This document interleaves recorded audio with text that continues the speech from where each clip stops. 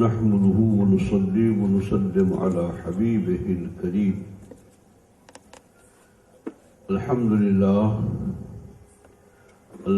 لله رب العالمين والعاقبة للمتقين والصلاة والسلام على سيد الأنبياء والمرسلين وعلى آله وأصحابه أجمعين.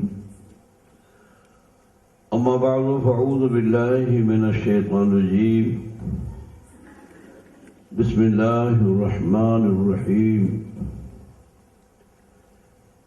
إن أولياؤه إلا المتقون.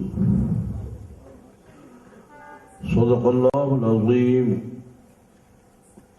وبلغنا رسوله النبي الكريم. إن الله وملائكته يصلون على النبي يا أيها الذين آمنوا صلوا عليه وسلموا تسليما. اللهم صل على سيدنا وشفينا ومولانا محمد ماجد والكرم وعلى آله وصحبه بارك وسلم صلاة وسلاما عليك يا حبيبي يا رسول الله. عليك الصلاة وعليك السلام ألف ألف مرة في كل لمحة.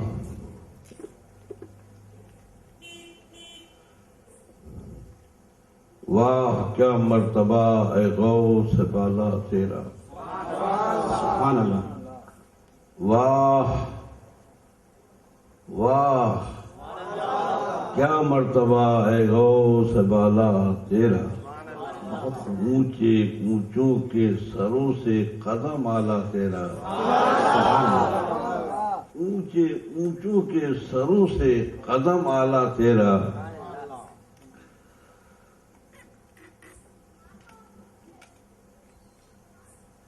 سر بھلا جانے کوئی کیسا ہے اونچا تیرا. اولیاء ملتے ہیں آنکھیں وہ ہے تلوا تیرا. سبحان اللہ.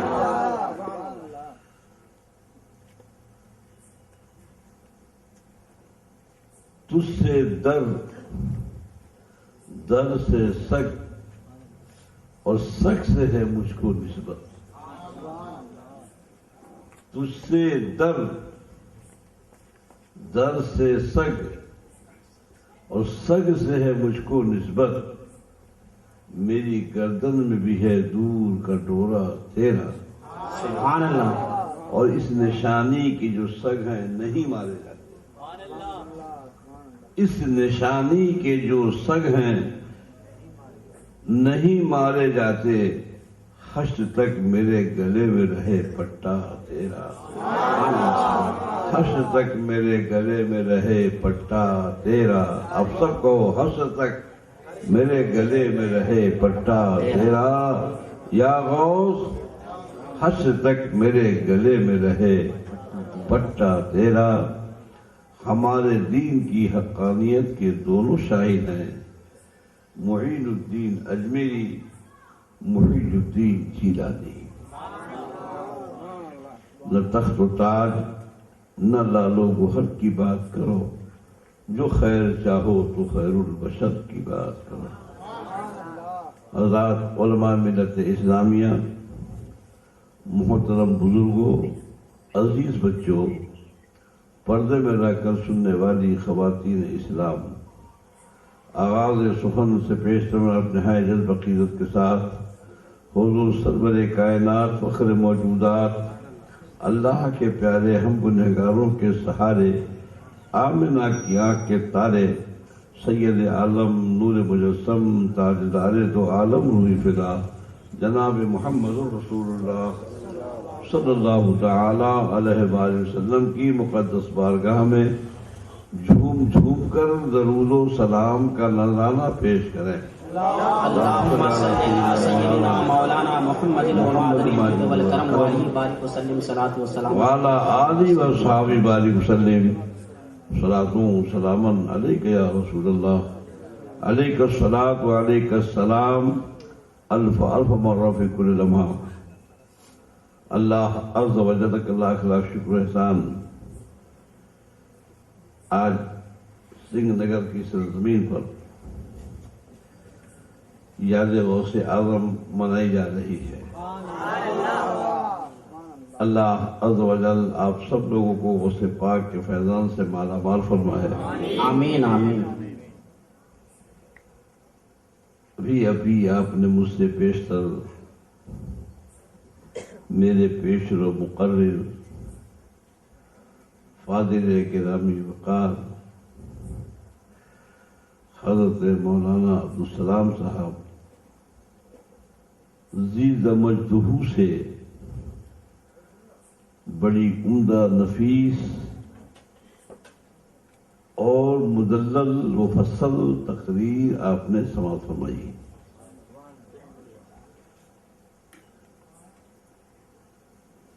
آپ نے ہماری تقریر بہت سنی ہے، زندگی سلامت رہی، پھر سن لیں گے۔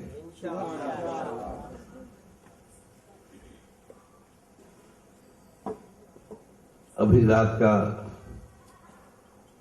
بڑا حصہ گزر گیا، میں آپ کو زیادہ دیر زحمت نہیں دوں گا، تھوڑی دیر کے لیے آپ تقریر کا بارہ کریں۔ ہمارے دارالعلوم حلیمیہ کے صدر مدرس مولانا مفتی معصوم ارشد اس فقیر کے تعلق سے اس طرح تعارف کرا رہے تھے جیسے گویا کبھی آپ نے ہم کو دیکھا ہی نہیں ہے، اور جب یہ القابات کے انبار لگا رہے تھے تو مجھے ایک لطیفہ یاد آیا۔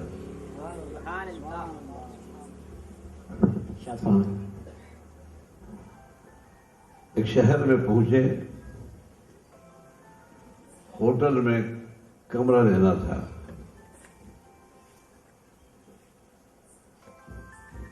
جو رشتے دیے بیٹھا تھا مینیجر، اس نے کہا صاحب کن کو رہنا ہے اپنے نام یہاں نام لکھوا دیجیے۔ تو انہوں نے نام لکھایا،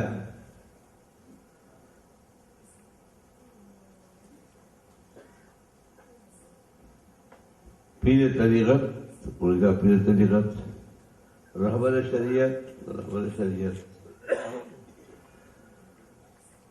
مفتی وجے واڑہ، مفتی وجے واڑہ، حضرت، حضرت، علامہ، علامہ، مولانا، مولانا، مفتی، مفتی، معصوم ارشد۔ صاحب اتنے روم خالی نہیں ہے۔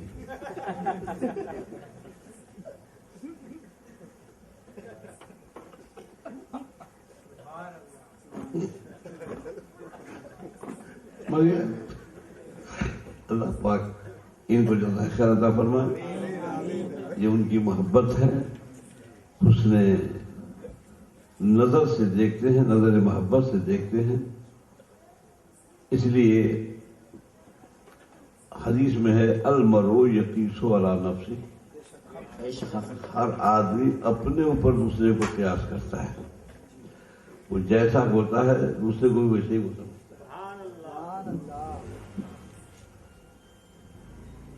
اللہ ان کو جزائے خیر عطا فرمائے، آمین۔ محبت کی نظر سے دیکھنے کے بعد اگر کوئی عیب بھی ہے تو ہنر نظر آتا ہے، سبحان اللہ۔ اور اگر نظریہ بدل جائے تو ہنر بھی ہے تو عیب دکھتا ہے نا؟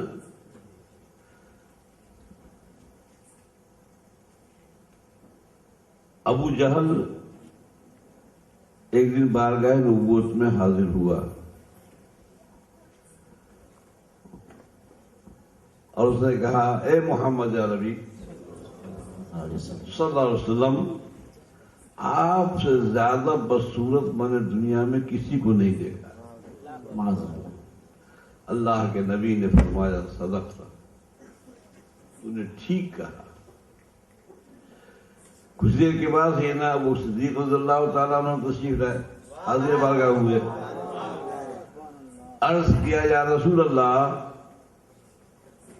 قسم اس ذات کی جس کی قبضہ قدرت میں ابو بکر کی جان ہے، میں نے آپ سے زیادہ حسین دنیا میں کسی کو نہیں دیکھا۔ سبحان اللہ، سبحان اللہ۔ اللہ کے نبی نے فرمایا ابو بکر صدقہ، تم نے بھی ٹھیک کہا۔ صحابہ کرام رضوان اللہ اجمعین کو تعجب ہوا، انہوں نے حیرت سے پوچھا یا رسول اللہ، ابو جہل نے کہا زیادہ بدصورت میں نے کسی کو نہیں دیکھا، تو آپ نے کہا تم نے ٹھیک کہا، اور صدیق اکبر نے کہا زیادہ خوبصورت کسی کو نہیں دیکھا، تو آپ نے فرمایا ٹھیک کہا۔ ایک ہی شخص خوبصورت بھی ہو اور بدصورت بھی ہو، یہ کیسے ممکن ہو سکتا ہے؟ اللہ کے نبی صلی اللہ علیہ وسلم نے فرمایا میں اللہ کا صیقل کیا ہوا آئینہ ہوں،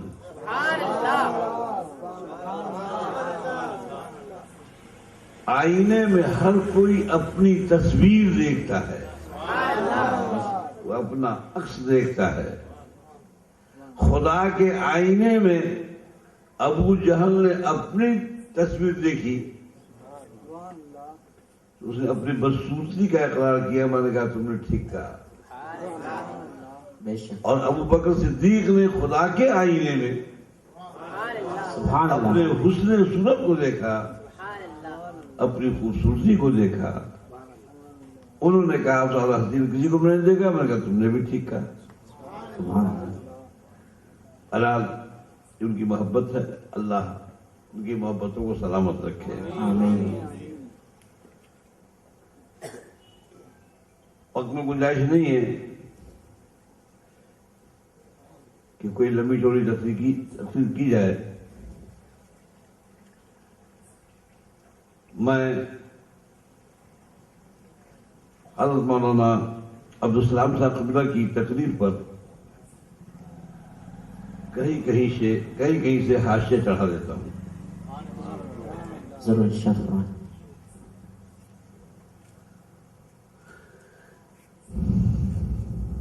ذرا ایک مرتبہ عشق و محبت میں ڈوب کر درود و سلام کا نذرانہ پیش کر دیجیے۔ اللہم صلی علی سیدنا مولانا محمد وعلی آلہ وصحبہ وسلم، صلاۃ و سلام علیک یا رسول اللہ، علیک الصلاۃ و علیک السلام۔ انہوں نے بڑی وضاحت کے ساتھ احادیث کا حوالہ دیتے ہوئے ایصال ثواب کو ثابت کیا۔ اللہ حق بولنے، حق سننے، حق سمجھنے اور اس پر قائم رہنے کی توفیق عطا فرمائے، آمین آمین۔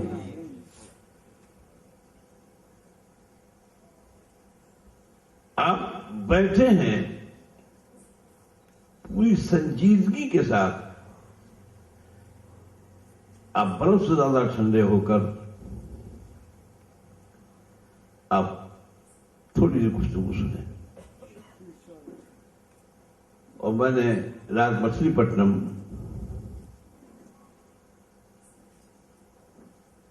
شکر اللہ آباد میں نے اعلان کر دیا تھا کہ جہاں تک میری آواز پہنچ رہی ہے میں ان تمام سے گزارش کروں گا کہ آپ نیوٹرل جانبدار ہو کر آپ میری گفتگو کو سماعت کریں، اور اگر کہیں ذہن کا کوئی گوشہ تشنا رہ جائے، سمجھ میں نہ آئے، تو آپ بھری مجلس میں مجھ سے سوال کر سکتے ہیں۔ میں انشاءاللہ میری پیشانی پر شکن نہیں، ہونٹوں پر مسکراہٹ پائیں گے، سبحان اللہ۔ اور میں مسکرا کر آپ کی باتوں کا جواب دینے کی کوشش کروں گا۔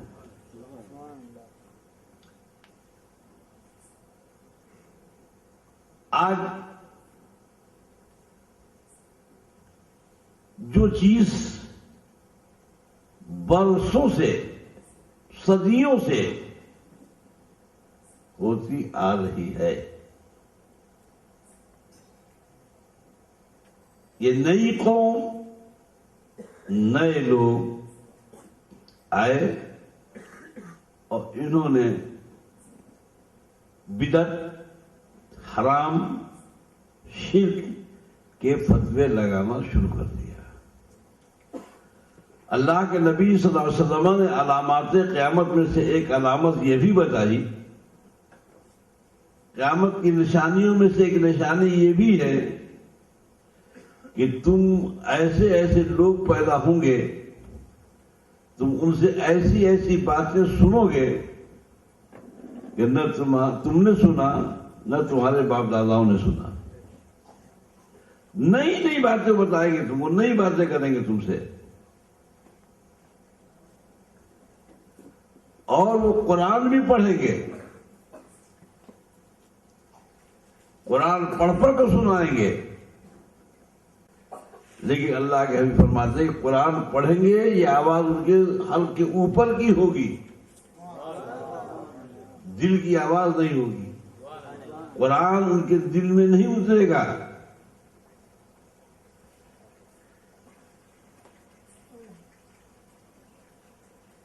ہم سے دنیا سوال کرتی ہے،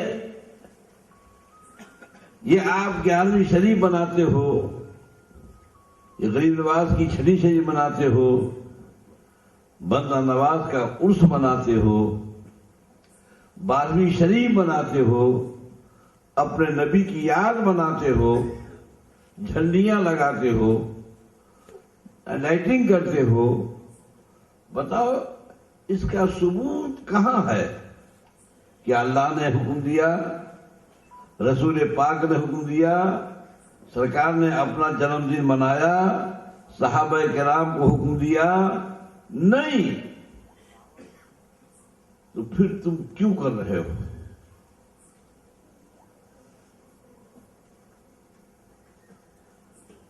یادگار بنانا کہاں جائز ہے؟ اس دل کو متغیر کرنا کہاں جائز ہے؟ حالانکہ انہوں نے اگر وہ غور سے اپنی تاریخ، اپنے دینی کتابوں کا مطالعہ کیے ہوتے تو ایسا دھوکہ نہ کھاتے۔ ہماری عبادت اپنے اندر یادگار لیے ہوئے ہے، جس کو ہم عبادت کہتے ہیں وہ عبادت بھی یادگار ہی ہے۔ سبحان اللہ۔ اسلام کے ارکان میں سے ایک رکن حج بھی ہے نا؟ دو سب بولیے، ارکان اسلام میں سے ایک رکن حج بھی ہے۔ حج کیا ہے؟ آپ حاجیوں سے پوچھئے، خانہ کعبہ کا طواف، سبحان اللہ، اجتماع کیجئے، اپنی چادر کو دائیں پکڑ سے نکال کے بائیں کاندھے پر رکھیے اور خدا کے گھر میں آپ چلیے تو دوڑ کے چلیے، سبحان اللہ، اکڑ کے چلیے، جیسے پہلوان اکھاڑے میں چلتا ہے ویسے چلیے۔ اب خدا کے گھر میں اکڑ کے چلنا،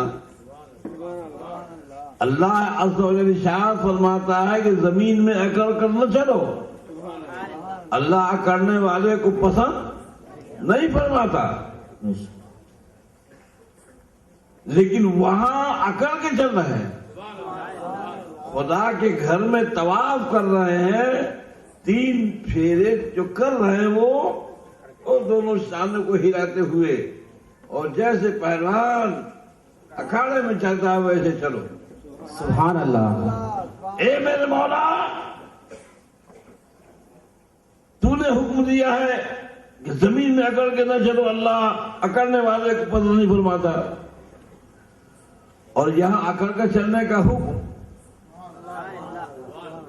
اور یہ اکڑ کر چلنا عبادت ہے، سنت مؤکدہ ہے، اور عمل جو ہے یہ سنت مؤکدہ ہے، اللہ کی عبادت ہے۔ کیوں؟ تو اگر آپ غور کریں گے تو بات آپ کے سمجھ میں آئے گی۔ ہم نے منع کیا ہے لوگوں اکڑ کے نہ چلو، لیکن یہاں تمہارا اکڑ کر چلنا ہی ہمیں پسند ہے۔ سبحان اللہ۔ یہاں اکڑ کر ہی چلو۔ کیوں؟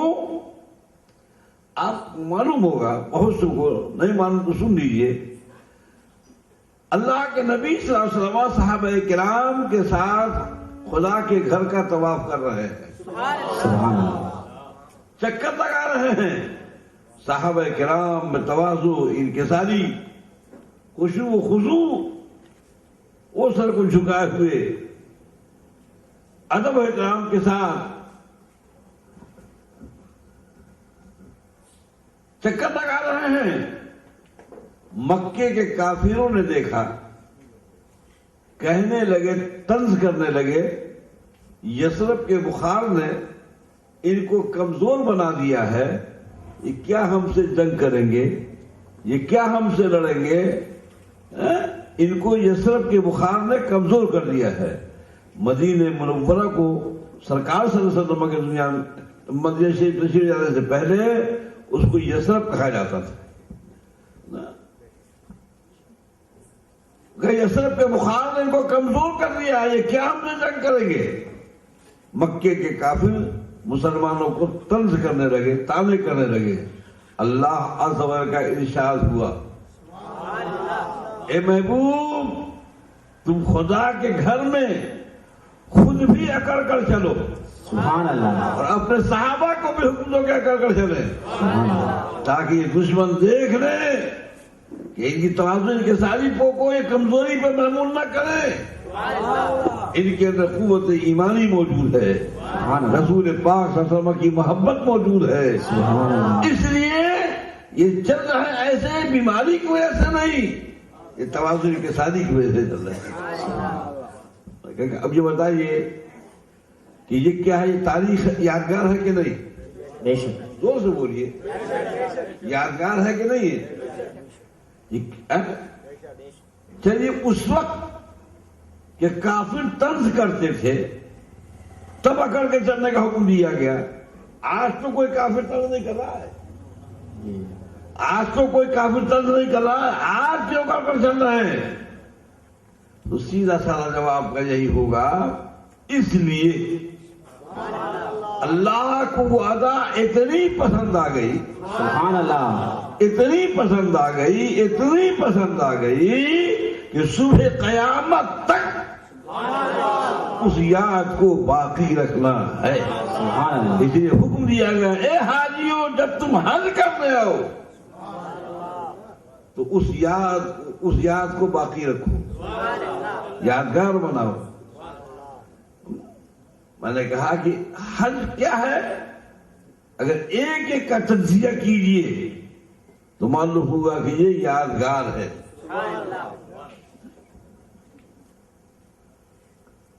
ہم جو سنی مسلمان اپنے مردوں کے مرنے کے بعد سیم کرتے ہیں، 10واں کرتے ہیں، 20واں کرتے ہیں، چہلم کرتے ہیں، برسی کرتے ہیں، اگر بزرگان دین کی تاریخ ہے تو عرس مناتے ہیں۔ یہ کیوں؟ یہ کیا ہے؟ ابھی آپ نے مولانا سے سنا کہ سب ایصال ثواب کے طریقے ہیں، ثواب پہنچانے کے سب طریقے ہیں۔ آپ نماز پڑھیے، اللہ کے لیے نماز پڑھیے، اور نماز پڑھنے سے، اللہ کی اطاعت و فرمانبرداری کرنے سے آپ کو جو ثواب ملا ہے اس ثواب کو آپ چاہیں کسی بھی مسلمان کی روح کو بخش دیجئے. سبحان اللہ. بے شک.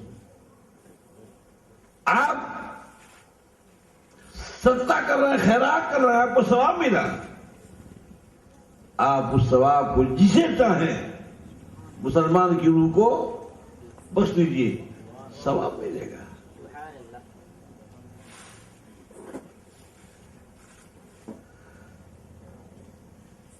حضرت سے آپ نے کئی حدیث سنی سلسلے میں, ایک حدیث میں بھی آپ کے سامنے پیش کروں. بلند آواز سے درود شریف پڑھ لیجیے. اللہم صلی علی سیدنا محمد و آلہ وصحبہ وسلم. صلاۃ و سلام علیک یا رسول اللہ صلی اللہ علیہ وسلم. ایک صحابی رضی اللہ تعالی عنہ سرکار کی بارگاہ میں حاضر ہوئے. عرض کیا, یا رسول اللہ, میری ماں کا اچانک انتقال ہو گیا, ایکاک انتقال ہو گیا. آج کی زبان میں کہہ رہے اٹیک آیا, ہارٹ فیل ہو گیا. صحابی کہتے ہیں کہ میری ماں کا اچانک انتقال ہو گیا. مجھے یقین ہے کہ اگر ان کو وقت ملتا تو وہ کچھ ہدایت کرتی, وہ کچھ وصیت کرتی, میں ان کو اتنا ٹائم نہ مل سکا. اب میں ان کی روح کو ثواب پہنچانے کے لیے میں کچھ کرنا چاہتا ہوں. حضور, کیا ان کو ثواب ملے گا؟ یا حبیبی, کیا ان کو اس کا اجر ملے گا جو میں یہاں کروں گا؟ اللہ کے نبی نے ارشاد فرمایا, ہاں. سبحان اللہ. کیا فرمایا؟ زور سے بولیے. ہاں. آپ یاد رکھیے, اگر آپ ان باتوں کو یاد رکھیں گے تو دنیا کی کوئی ایسی شخصیت, دنیا کا کوئی بدعقیدہ آپ کے عقیدے کو خراب نہیں کر سکے گا, اور آپ اس کو اطمینان بخش جواب دے سکیں گے. وہ اچھی طرح میں رکھیے اس کو. میں نے عرض یہ کیا کہ صحابی رضی اللہ تعالی عنہ نے عرض کیا, حضور, اگر ہم اپنی ماں کو کچھ اشارے ثواب کرنا چاہیں, ثواب پہنچانا چاہیں, تو کیا ان کو ثواب ملے گا؟ اللہ کے نبی نے فرمایا, کیا فرمایا؟ زور سے بولیے. ہاں. معلوم ہوا کہ آپ اس دھرتی سے, اس زمین سے جو بھی پہنچانا چاہیں ثواب, سبحان اللہ, وہاں ان کو پہنچ جاتا ہے, وہاں ان کو مل جاتا ہے نا. ہاں. پھر صحابی نے عرض کیا کہ حضور, آخر ہم کون سا کام کر کے ان کی روح کو ثواب پہنچائیں, کون سا کام کریں؟ اللہ کے نبی صلی اللہ علیہ وسلم نے فرمایا کہ کنواں کھودوا دو. سبحان اللہ. کیا فرمایا؟ کنواں کھودوا دو. کنواں کھودوا دو. کنواں کھودوا دیا, اور کنواں جب تیار ہو گیا تو ابھی میں عرض کروں گا. یہاں ایک بات ذہن میں رکھیے کہ اللہ کے نبی نے یہ کیوں فرمایا کہ کنواں کھودوا دو. یہ بھی تو ہو سکتا تھا کہ بریانی پکا کے کھلا دو, مٹھائی لے آؤ, وہ تقسیم کر دو. نہیں, کیا فرمایا؟ کنواں کھودوا دو. آپ اسی سے بات یاد رکھیے کہ غریبوں کا سبحان اللہ, جس کام سے زیادہ بھلا ہو اس کام کو کرنے میں زیادہ ثواب ملتا ہے. بے شک. بات سمجھ رہے نہیں؟ میں آپ کے ذہن میں اتارنے کے لیے میں ایسے بول رہا ہوں. بھائی اس وقت میں نے مقررہ انداز اختیار نہیں کیا, جی, میں مجلسی گفتگو کر رہا ہوں.